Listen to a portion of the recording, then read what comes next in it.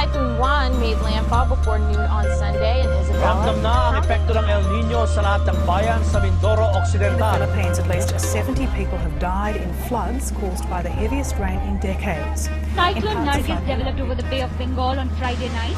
It gained momentum and struck the Millions of gallons of water pouring through the Swat Valley, a force of nature with no respect for the root it takes. Drought is affecting many areas, but the high cost of food and fuel is compounding. This is what it's like in downtown New Orleans right now. Ng mga ilog dito natutuyot na at halos 40% na ng mga palayan. Typhoon Kitsana has killed at least 86 people in the Philippines and left over 160,000. Supposed to be harvest season, but it isn't turning out the way farmers in the northern Philippines had With hoped. expected changes in the climate system, we expect more variability in the weather pattern. Climate change is resulting in extreme weather events all over the world.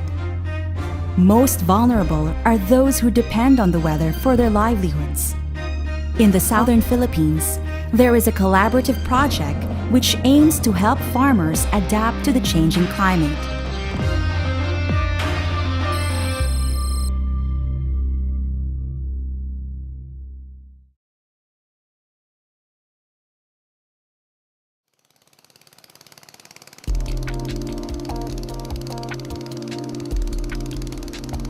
For centuries, the rhythm has remained the same. Farmers in the province of Agusan del Norte in northern Mindanao have sown the seeds and reaped the harvest. But for this generation of farmers, something is profoundly different. Karon kung mag-init gid kaayo, mag-ulan pud ulan. Maura na akong naobserbahan gyud sukad pa sa una. Lahi na ba sa una gid nga ang init dili kaayo ug mag-ulan murag labay lang ana. Tong August, labi na ang August ting init gud na siya diri sa amo sa una. Pero karon sugod naman og ulan, August pa. Ang August sa una ting lampas, ting sunog sa basa sa uma nya karon baha-baha naman. Early this year, major floods destroyed many of the province's farm fields as well as its harvests. Kusog ang tubig adto. Kay sukad mi nga kuan diri sa among galingan kadto pa nga nagsulod gyud ang tubig. Nagabasa ang among stock nga humay hasta ang bugas. Ang damage nako adto is 25,000. In the farming communities in southern Philippines, climate change is not only threatening harvest and productivity, but also lives and property. In 2003, the worst floods and landslides to hit the region in 25 years killed more than 200 people. While record flooding is becoming more common, extreme drought is happening elsewhere, a catastrophe for rice farmers dependent on rainfall. Amo na ning gidaro para nga pag maabot ang ulan, kuan nami og similyahan. Pero wala man. Karon murag 1 month na kani siyang nagahi ni siya inaani 1 month. Wala joy ulan. Anay taligsik lang pero musamot man hinuon ana og nay taligsik mawa man hinuon ang tubig.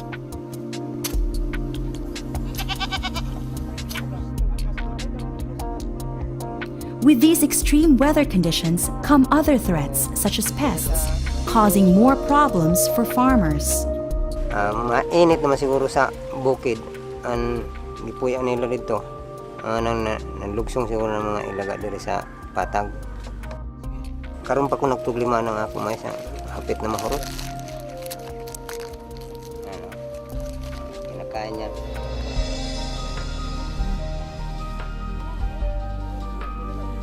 Pag humagtanom, pahubsan man niya og mag-uwan-uwan mo nang bisan unsa og pahubas, nagyoy tubig so ang kuhol mo gawas jud.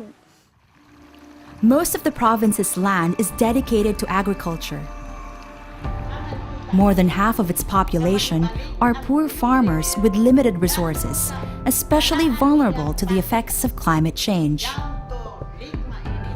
Ang katawhan, mainanay, mawad-an sila sa pagkaon, hangtod mawad-an sila sa propiedad nga dili na makapa-eskwela, makapa-edukar ng ilang mga anak. Daghan ang mamatay tungod kay dili maka sa gubang paggasto sa pagpahospital, way mahipalit ng medisina, daghan epekto nga mahimo sa mga katawhan din tungod sa klima. Niwang ang atong daruhan, niwang atong basakan, ang pamilya pod nato niwang.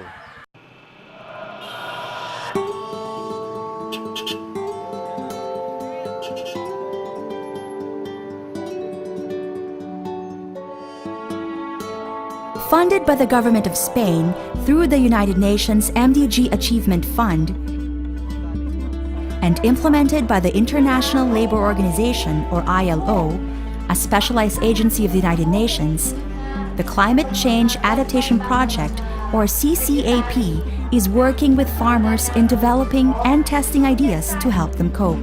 Magbayad ka isa ka libo, di ka mobayad isa ka libo, bayad na ka 300, 400. Kato nga mga, kato imo gibayad na 100. Dako gid kayo ang nabuhat.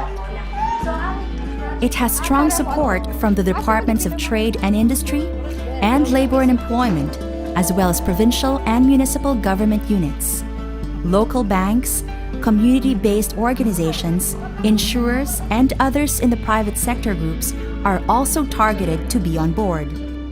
This project looks at both areas. It looks at the ability to help protect them, but it also looks at new ways and new approaches to improving their livelihoods in terms of lifting themselves and their children out of poverty. There are two objectives of this project. First is to develop and test financial safety nets for vulnerable population.